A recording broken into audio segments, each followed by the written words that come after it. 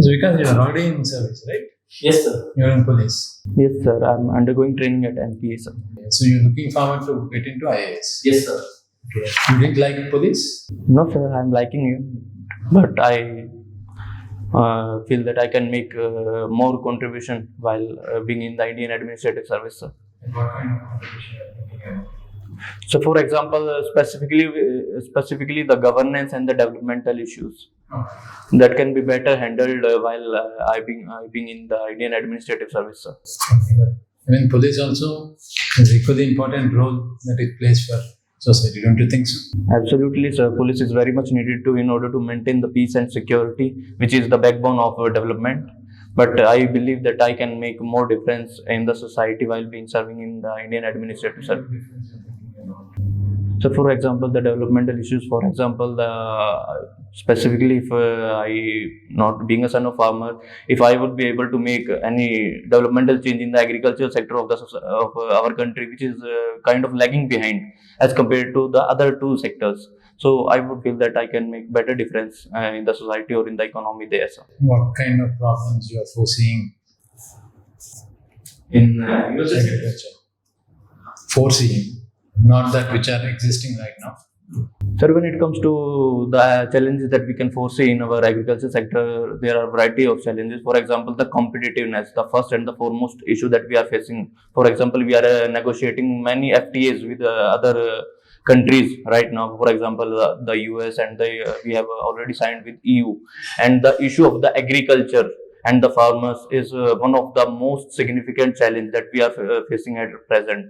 And in the near future, the technological revolution in agriculture that is being taking place in the foreign countries, but not in our country, it is also a challenge. Then how do you want to address that? So for that, I believe that first we need to go for technological revolution in our agriculture sector. Our farm mechanization is very, very less when we compare it to the developed countries like the US. For example, US has 95% farm mechanization and ours is only 40 to 45%. Secondly, sir, the farmer education is very much important. Most of our farmers still go for conventional methods of farming. We need modern methods of farming like the polyhouse farming. The vertical farming is also there, sir. Aquaponics, hydroponics, which kind of generate more returns and reduce costs. So we need to focus on that part, sir. Okay, don't you think that all these measures are already being implemented in the government of India? Are there not programs which are taking care of all these things? So programs are running at present, but the we can say laboratory to farm implementation is comparatively less, sir. Okay, so how do you address that? So for that, I believe that we need to take farmers into confidence, because whenever the government tries to bring any significant change or any significant reforms, for example, the three agricultural laws, the farmers are protesting against them. So first we need to take them into confidence, and then I also believe that we need to take private sector along with it, because when it comes to the farming sector in the foreign countries, the private sector is a major developer. Basically, the value addition to the farm products and their export to the other countries forms the backbone of the farmers in other countries. So we need to focus on that part also, sir. So you subscribe to the views of the new farm laws that government intended to bring about a couple of years back? Yes, sir. Okay. So you feel it is necessary for the country right now?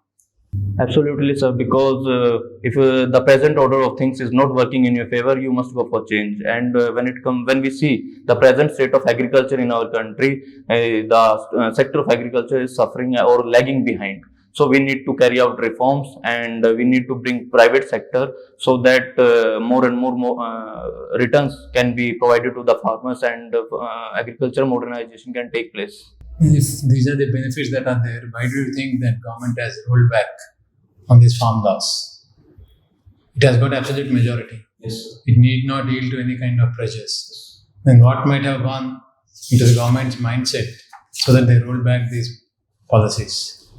So So variety of reasons were there. First was the aggressive farmer protest. The farmer carried out the Delhi Gherav protest and they blocked the highways, which kind of provided major blow to the industries that were present around the NCR region.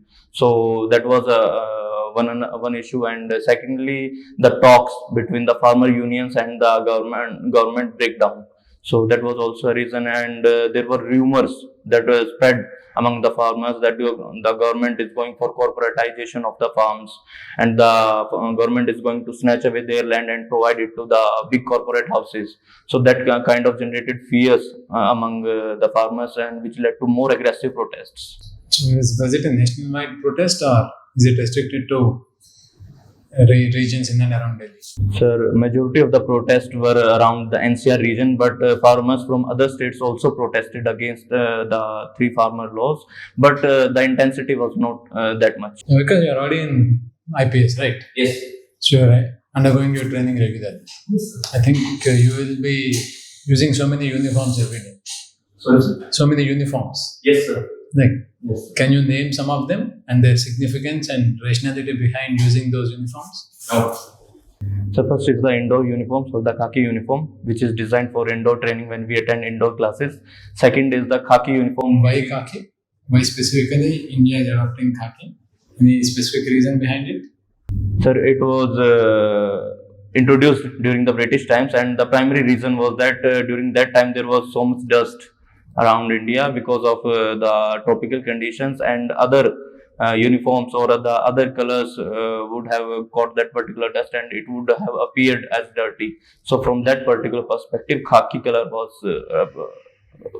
chosen by the Britishers, and we are still carrying out that particular color. Okay. What about other kinds of ceremonial uniforms and dresses that you wear?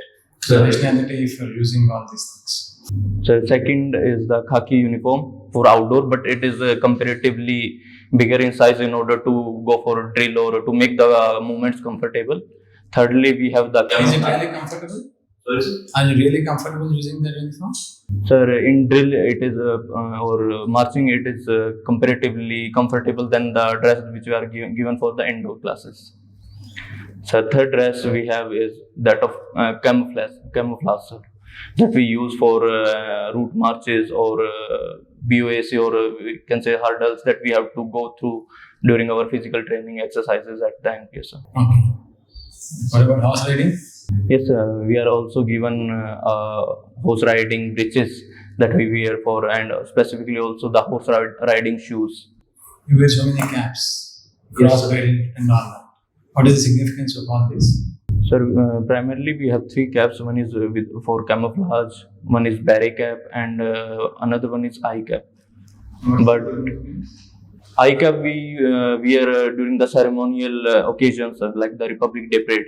We wore eye cap during that particular moment, and the beret cap we use for indoors and outdoors while also practicing our drills.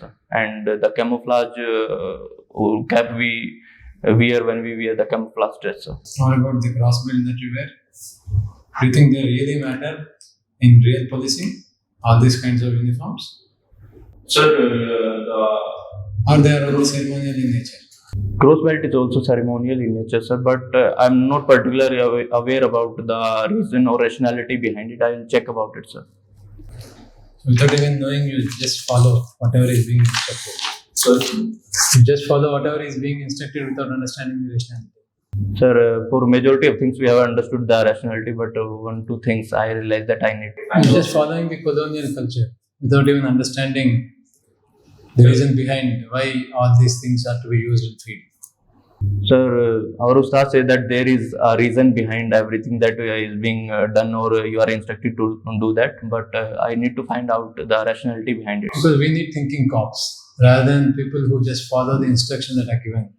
yes, sir. Right. For that matter, we need not recruit people with high qualifications and going through rigorous exam. Yes. Then Yes, sir, I agree with you that we need thinking cops, and we need to go more for rationality than just following orders. okay, say for example, you're posted in a district where crime against women is increasing. Yes. So what steps would you take in order to reduce those crimes? Crime against women can be all kinds of crime.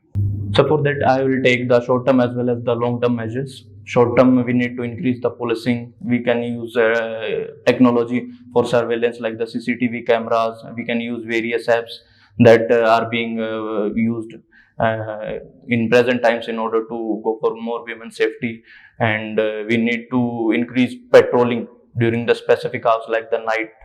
So these are the short-term measures, and when it comes to the long-term measures that we need to take is to go for gender sensitization and women equality, and for more social change in the society to counter the patriarchy. So basically, we are in a patriarchal society.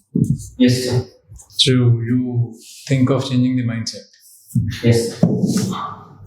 You tell me about modern policing practices that are being adopted in various states, which are more people friendly and have given some results. So the modern policing practices have been introduced by many IPS officers, for example, like the community policing, and also many IPS officers have used or designed various apps that are being used for more, we can say, more effective policing.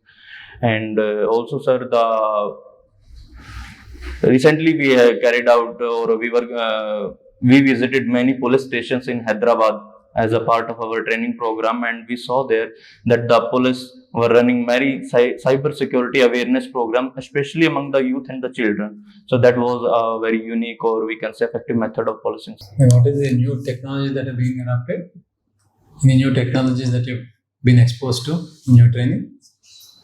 Sir, the recent app that has been introduced for the new under the Bharatiya Sakshya Adhiniyam Act, in order to, we can say, for more effective searches or collection of evidences, or we can say investigation purposes. So that particular app is kind of a very technological, we can say, intensive. So the patterns of crime have been evolving.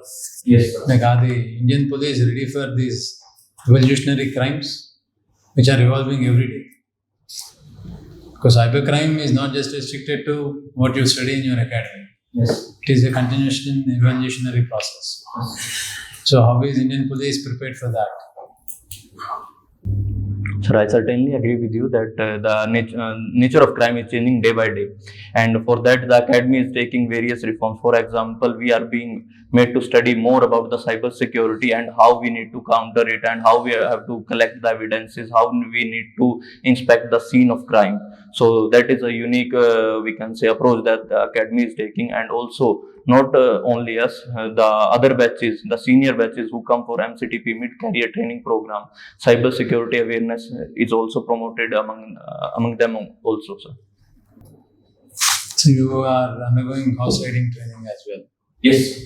Where is it useful in your field, in your day-to-day activity? Sir, in the field it has lesser significance. Only few, we can say, competitions are there. For example, among the policing organization or other organization that we can participate in horse riding. But the main crux of horse riding is to instill the confidence among the probationers that they can handle the situations that are going to, or the challenges that are going to emerge in the field. So it is more about the confidence building, sir. So good horse riders are better administrators, better police administrators. That is what you mean to say. Sir, it may not be definite, but from a personal experience, I can say that it adds to your confidence, that you can ride a horse effectively. It adds to your confidence, sir. How many times your seniors have ridden horse after they passed out? Did you check with any of them? Sir, very rarely, even our course directors say that very rarely you will get an opportunity to ride a horse at the, we can say, field level. But still, it is a mandatory part of our service. Even from seniors, we have talked about it, because we have formal lunches with our seniors who come for the MCTP programs. We ask about these things from them, and they say that these particular things are designed to instill a confidence in you, in order that you can counter those challenges, or we can say law and order issues very effectively without panicking. So these things have designed from that particular perspective. You come from commerce background, right? Yes. So you basically become or your chartered accountancy as well? Sir, I have taken under BCom. Only become. Okay, so how do you think your knowledge, domain knowledge will be useful in the field if you become an administrator in Indian Administrative Service? Sir, I feel being a commerce graduate, it can help me in administration. For example, checking the accounts that are there in the field, especially as an Indian Administrative Service officer. And also, sir, the financial fraud is one of the major frauds or the major crimes that we encounter these days. So we can look into that also, and also for the framing of the laws or the adaptation of the laws. For example, the Companies Act. We have to we have to go for continuous changes as per the situation that are evolving on the ground. So in that particular domain, the knowledge of commerce can help me with it. Because so you have mentioned your hobbies as contributing to youth engagement and community development programs, Yes. right? Can you tell me some qualities, especially leadership qualities? What did you pick up from that experience? So for that, from that particular position as the vice president of the village youth committee of my village, I learned various things. First and foremost is that you have to take everyone along with you, and it is not an easy task to generate consensus among them, among all. And secondly, sir, you have to be the change maker when it comes to the present order of things in order to make an effective change on the ground. For example, when I passed the vice president post to another person of my village, I made it a suggestion to the committee members that we should keep a female member only for the vice president post, and that particular suggestion was adopted, and only a female or a girl from our village handles the position of vice president now. So, talking about youth, now given the scenario that India has the advantage of demographic dividend, but they say it's turning out to demographic disaster and all. So, what is the current statistics on unemployment of youth in India? And you think there are sufficient measures to absorb them into formal employment, not the category of employment which we see in the unorganized sector like gig workers and all. Are there initiatives and are they working? So unemployment, what are the statistics and what are the initiatives and effectiveness? Sir, when it comes to the youth unemployment, I am not particularly aware about the particular statistics, but as per the best of my knowledge, it is around 60% of the total unemployment. So we have a huge youth unemployment in our country, and to address the unemployment issue, the government has come up with various schemes like the Atmanirbhar scheme, and also to cater to the various issues like the challenge of gig workers. The government has come out with the social security code for labor code. So these are some of the measures that the government has taken, and also for skilling, the government has come up with the Kaushal Vikas Yojana and various upgradations under it in order to give digital skills to the youth. So these particular measures have taken, but the lack of implementation is there because the workflow is changing very rapidly due to the advent of various technologies like AI and various platforms like the quick commerce economy. So we need to we can say cater to these changes and upgrade ourselves continuously. So what about the effectiveness? Are these schemes working on the ground? Are they converting the unemployed youth converting them to real-time jobs and not just jobs earning a part-time income, making reels and all on social media? Are they giving them formal employment? Do you think are they working? So to considerably extent, they are helping the youth in acquiring the various skills and also work in the formal workforce, but I'm not aware about the exact statistics, sir. And some of your hobbies are strength training and HIT, and you also written tracking India's international relations with major powers. Yes. You realize that this is a very wide hobby which you have mentioned here. It encompasses itself a lot of areas. Yes, sir, it encompasses a lot of areas, but I find it very interesting to track our relations with the other countries. Okay. So now recently news, we have 2 FTAs signed recently with EU and one is with US. Yes. Have you gone through them? Have you any perspective on comparison of both of these? Sir, the FTA with the US, it has not been expressed or put in the public domain, and the government is saying that it will come out approximately mid-March. but we are only aware about the India-EU FTA pact. So, but there are some feelers, right, which have been put in social media, and in fact, some clarity has also come today or yesterday recently, actually. So, have you had a broad comparison? Have you seen over them, the broad terms at least?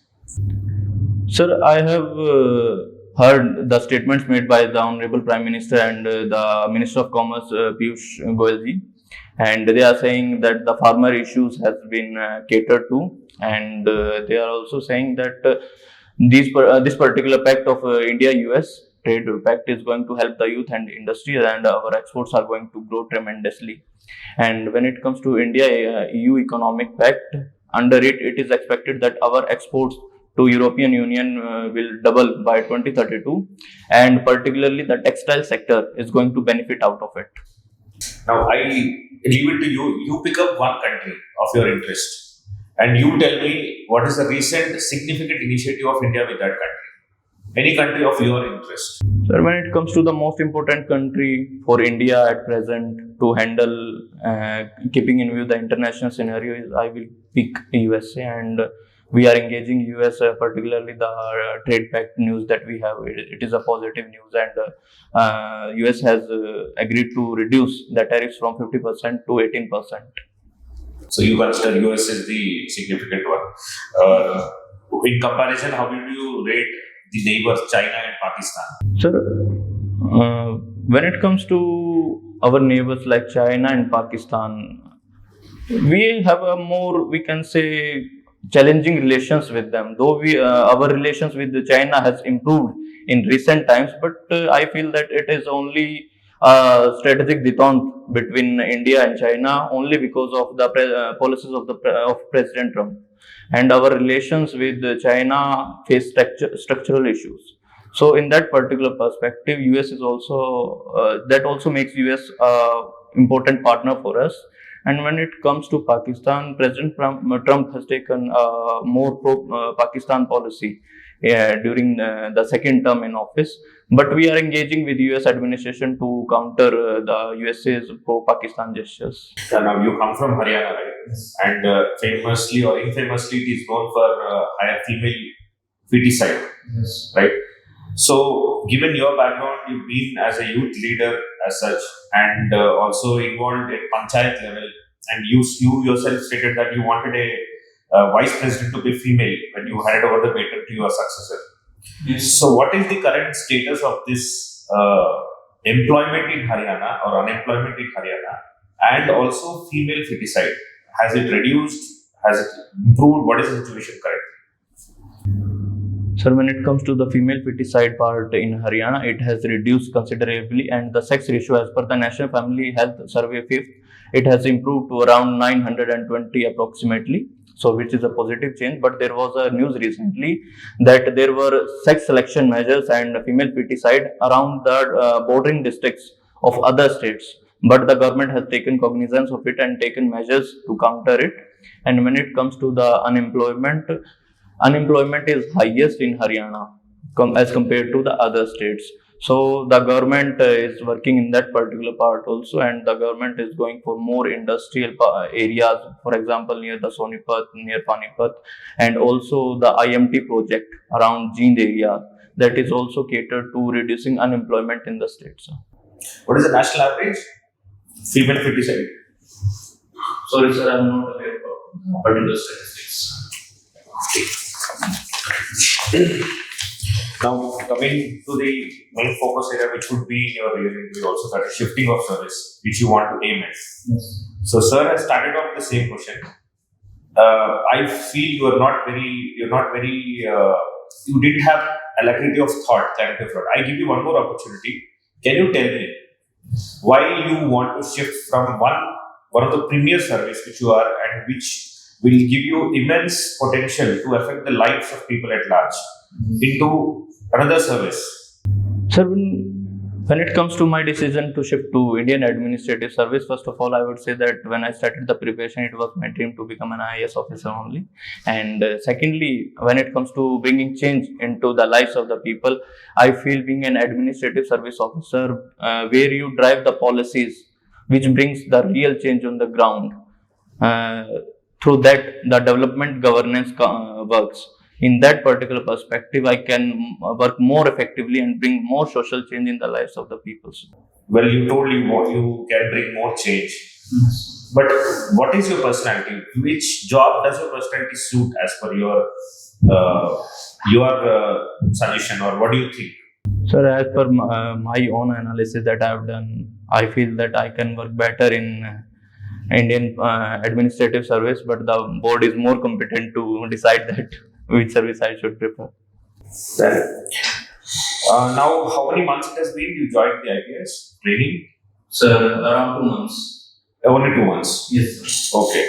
So, did it change any of your perspective before joining the training, or you, of course, wrote the exam before joining only? Yes. Did it change your perspective, anything, after you joined the training program? So surely my perspective has changed seen a drastic change in my perspective as well as in my personality also. When we go for night drills and our faculty members continuously say that you are never off duty, you have to inculcate a sense of responsibility, a sense of duty. That has inculcated a more sense of responsibility in me, and also the various perspectives that we see the crime through is also very, we can say, intriguing to me, because the faculty shares their real life experiences and how they have brought changes in the society through their tenures. So that was also, sir, kind of changed my perspective. So, all these things affected you. They have given you some new perspectives also. If there is one thing, in case you want to pick up from this training or this service which you are into, will be into for some more time, if you are selected to IAS, what quality would that be, or what new perspective would that be you want to carry into the different service?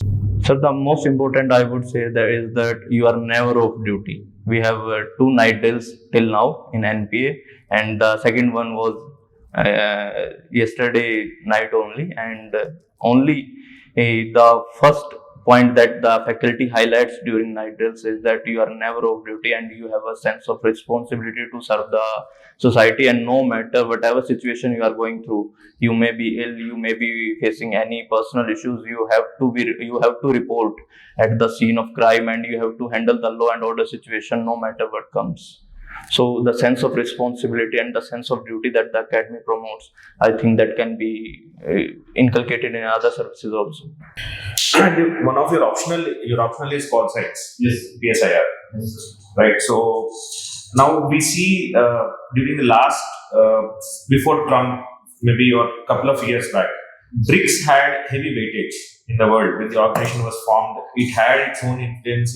It encompassed a lot of the world GDP, population, and emerging economies also. Yes. But now we see that because of the mercurial nature of the rule in US, or the presidential rule in the US, so you think it has weakened a bit? How it should revive itself? So before the arrival of Trump, the expansion of BRICS particularly by including various powers like Iran, Saudi Arabia and UAE made this particular organization more effective and more strengthened. But the policies of President Trump has certainly weakened BRICS, and various countries have downgraded their engagement in BRICS. For example, now BRICS is very less vocal about the de-dollarization. And also various countries like India and other countries are not backing that particular idea of de-dollarization to that extent. So certainly this particular organization has been affected by the policies of President Trump, but I feel this particular organization is going to contribute to the stability and the development of the global south particularly, and it is going to bring more unity among the countries of global south. So coming to the domestic political scenario, you think recently there was news that the role of the gubernatorial post should be abolished. Of course, this talk has been from long. So it's The post of governor in a state. yes. So what is your view on this? Is it really just ceremonial, or does it have any material impact on the governance of the state? Sir, when it comes to the post of governor that we have in the states, I think that this particular particular post was created to we can say go for more we can say unit to bring more unity and to counter the various secessionist movements that were there during after the independence part. But this particular post has been, we can say, very effective in ensuring the unity among Indian states. But I feel that certain reforms are also needed in the working of this particular post. For example, the appointment procedure that needs to be reformed, and also the removal procedure of the governor, and also the working mechanisms. For example, the issue of governors keeping paragraphs when it comes to the presentation of budgets, or the crossing of their authority during the normal functioning of the state government, for example, that we have seen in Delhi as well as in Puducherry. So we need to carry out reforms in that particular post, but I believe that we need to keep this particular post in order to maintain stability.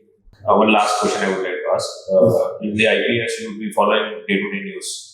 Any recent out-of-the-box initiatives done by any police, like the Hyderabad or Telangana police force, or in general Delhi police or something, which you can name a couple of them? Novel initiative, out-of-the-box ideas. So the most out-of-box idea that we have encountered is during our police station visit in Hyderabad only. The cyber security thing that I already told to sir was a very novel initiative, particularly when it comes to the engaging youth and students in the school itself. So that I feel was kind of, we can say, a breakthrough idea. There was something like after FIR, there was zero FIR, right? Yes. You know about that? Yes. Okay. And there is something else what recently have been introduced in the filing of FIRs. Any initiative you could tell me? Sir, EFIR.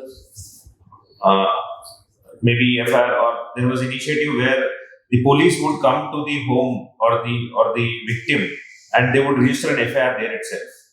Have you heard of this initiative? Sir, I need to study about it. Okay, just go. Thank you. Okay, this Vikas, is de-dollarization a good idea? Is it possible? Is it de-dollarization is possible at present times? Keeping in view the present conditions, it is comparatively a difficult idea. And I also feel as a country, we need to take a decision. We need to promote rupee instead of going for de-dollarization, because if we go for de-dollarization and be vocal for it, some other currency is going to take that particular space, which is going to be left by the US dollar. And keeping the present order of things in perspective, the most significant challenger to that to US dollar is the Chinese yuan. And if Chinese yuan is going to be strengthened, China is going to be strengthened. So in that particular perspective, instead of strengthening China, we need to promote more, we can say, internationalization of Indian rupee, and not enter into confrontation with the President Trump by going for de-dollarization, ma'am. And then you are kabaddi player. So, why kabaddi and kho-kho, indigenous games, are not popular in India? And also, how will you promote if you are a district administrator for these indigenous games? Ma'am, till contemporary times, these particular indigenous sports were not given so much attention, but keeping in view the present developments, for example, we are promoting Kabaddi through Pro Kabaddi League, and it has attracted huge attention and viewership. And also for Kho-Kho, we have introduced an Ultimate Kho-Kho League, which has also gained significant attention and viewership among the Indian public. But I agree that in comparison to other sports like cricket, the viewership is comparatively less, and we need to promote these indigenous sports. And as a district magistrate of a particular district, I would encourage the youth, first of all, to play these particular sports, and also I would try to conduct local level sports competitions for these particular games. For example, in Haryana, these particular sports competitions are being organized for these indigenous sports like Kabaddi. But these particular competitions are organized by the villagers by forming a committee and collecting funds from the local level. So if district administration would cooperate in that, these games can be promoted easily, ma'am. And also, I feel that these particular games need particular attentions in schools and colleges.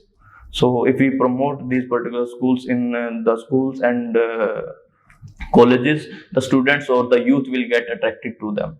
And you are from Jind. Sir. Okay, like there has been increasing cyber crimes report in Jind district. So, what is cyber hygiene?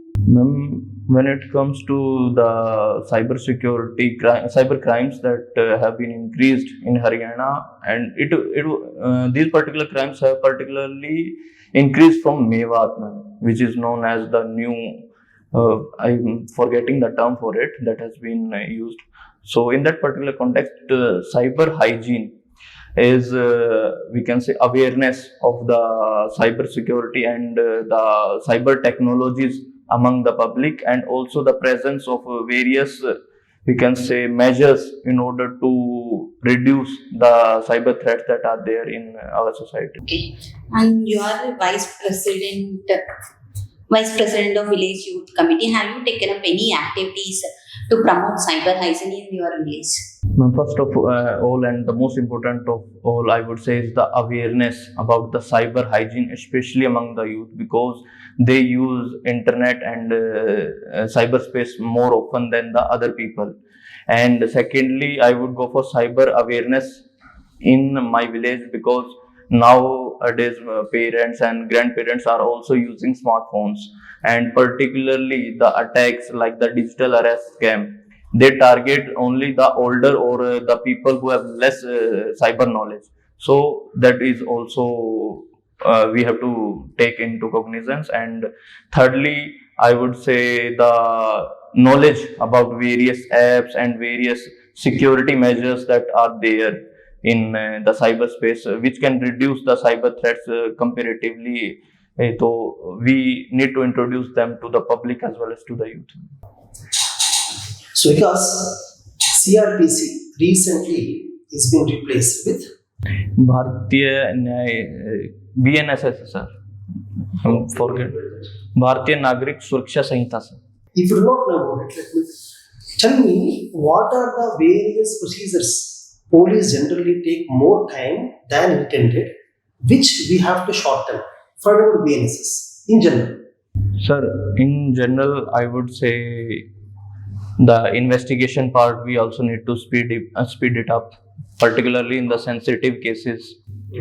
Secondly, I would say the non-cognizable cases, which has a very lengthy process that you have to go to the police, and police will make a general diary entry and they will refer you to a magistrate, and the magistrate's decision is going to affect the further proceedings. So that needs reforms also, sir. Just now, Rakesh sir asked you about FIR. No? Can you please tell me what are the steps after FIR? Sir, after the registration of FIR, we can say appointment of investigation officer is done, and after that the investigation starts, and as per the investigation the police files the charge sheet, or and also, sir, within we can say as quickly as possible the police has to we can send the FIR to the magistrate. See, between the charge sheet and court proceedings, are there any other steps? Sorry? Between the charge sheet and court proceedings, are there any steps in between those? Sir, the investigation is done by the police. See, forget about the law and act. Tell me in general, a ground level practically, between charge sheet and proceedings in the court, what can be there? Between the charge sheet and the court proceedings, sir. See, for example, there are certain police reforms suggested by many committees, commissions, police reforms. Some of them are implemented, some of them are yet to be implemented, right? Yes. Among the police reforms which are yet to be implemented, choose one reform which can easily be implemented given the present circumstances, but not implemented. Sir, one particular reform that was suggested in the Prakash judgment by the Honorable Supreme Court was the separation of investigation wing and the law and order wing in the policing force, fifth procedures among the two of that particular domains. So I think that can be easily implemented, sir. Is it really easy? Because according to you, tell me, in that case, tell me why they are not implementing it. Tell me practically why they are not implementing it. Sir, various hurdles are there in order to carry out that particular reform. First is the shortage of police personnel, and that would also demand the reformation in the training process of the policeman. And also, sir, it can be overlapping at certain times also. So I think these particular hurdles are the major objection points in the introduction of that particular reform, sir. Okay, my last question to you. You are posted as an SP in a district which generally has seen communal clashes between two major legions in the district. Now you got intelligence. Maybe in the night, 11 or 12 midnight, you got intelligence that tomorrow early morning clashes are going to start. Both legions, both sides are planning for the attack. What are the first 3 to 4 steps you will take in the night before the morning kicks in? What will you do?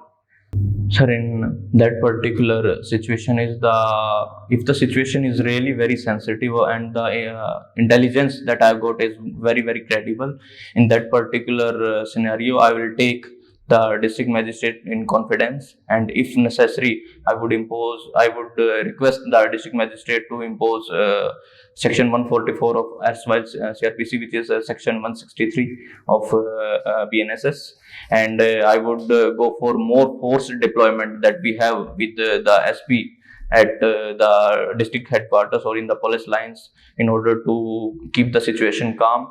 And also I would try to engage with the community leaders that are there in the field so that situation can be kept under control, sir. So let's discuss about corruption. This is one of the major projects also the country to develop. So let me know whether the corruption is coming from the ground level or is it coming from the top. Sir, I feel it is both the ways. The top point is also there, and from bottom to top is also there, sir. So where do we need to address this? At which level we need to address this so that this can be like taken away over a period of time. It's not a quick solution over a period of time, a sustainable.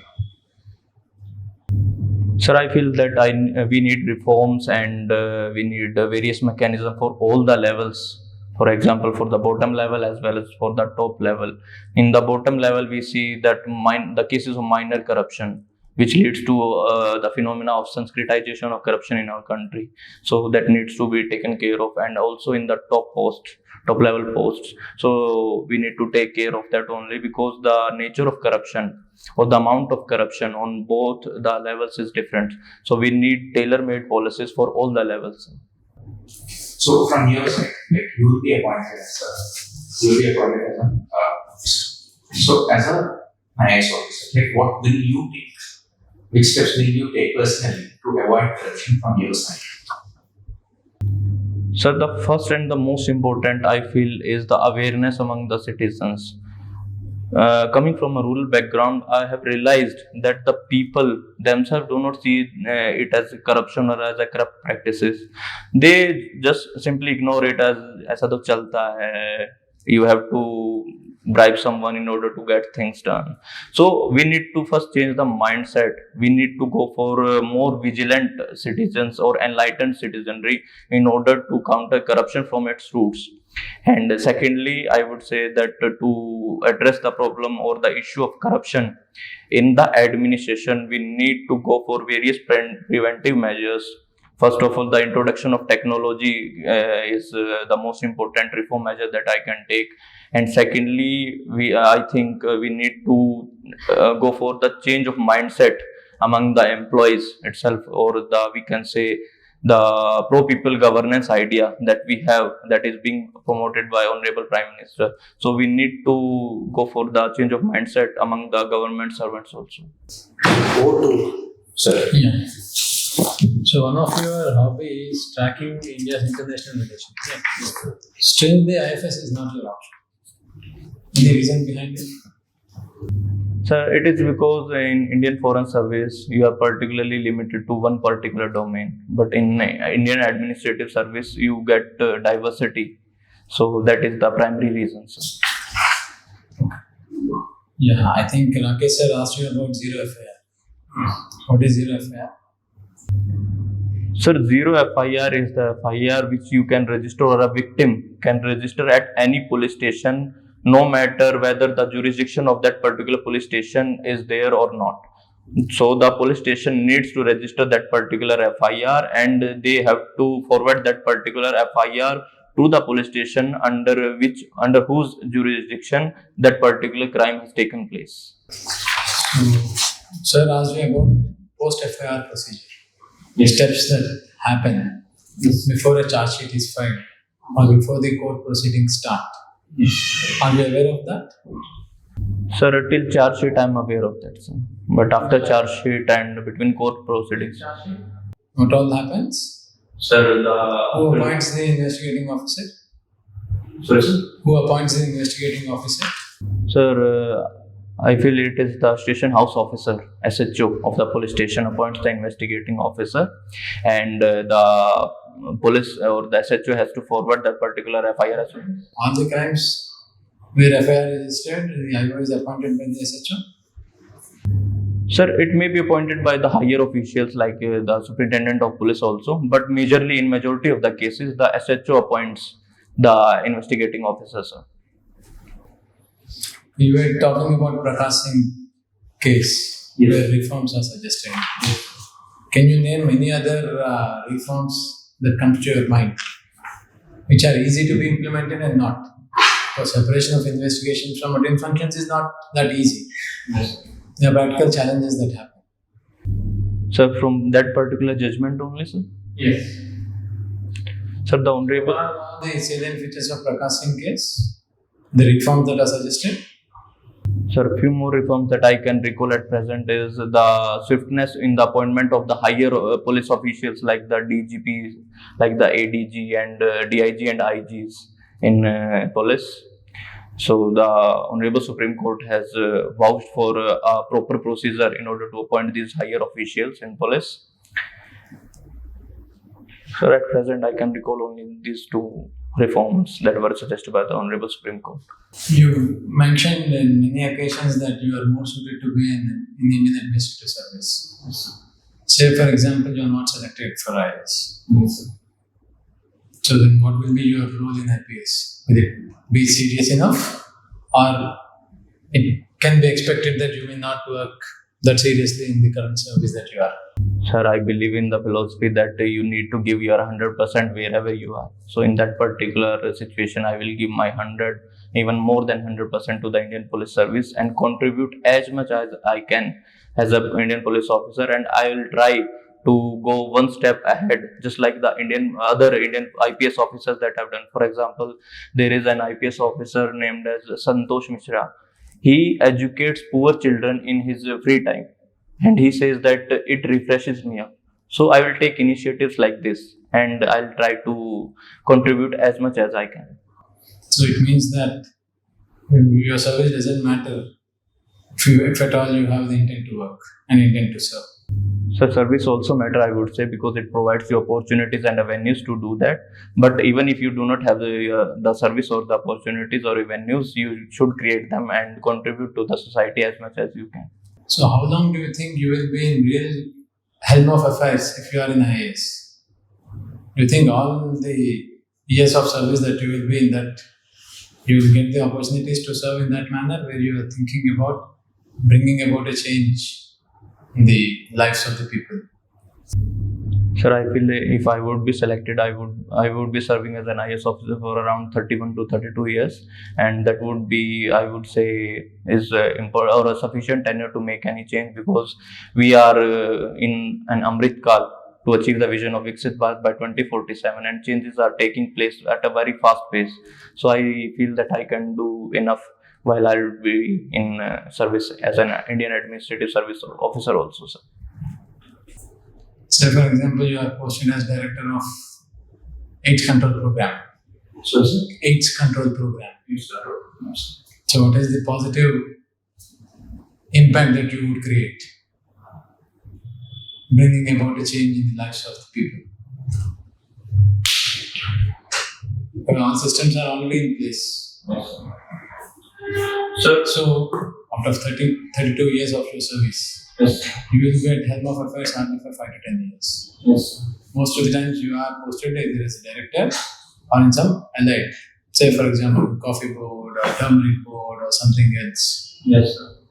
So in those capacities, because you are only imagining yourself to be leading a place where you are in direct contact with the public.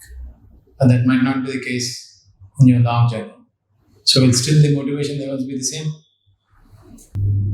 Sir, I feel that till the time I would be in service, I'll contribute my 100% wherever I'm posted or wherever the nation feels that I can serve very well.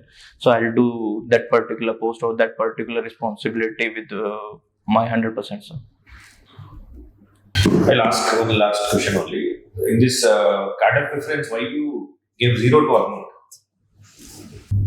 Sir, it is because that while in AGMAT, particularly in Delhi, there is a pollution problem and I have very sensitive lungs and my doctor has advised me to stay away from the polluted area. So that was the major decision. Otherwise, I'm comfortable in serving in any state that is being provided to me. Both Vikas and Rizwan.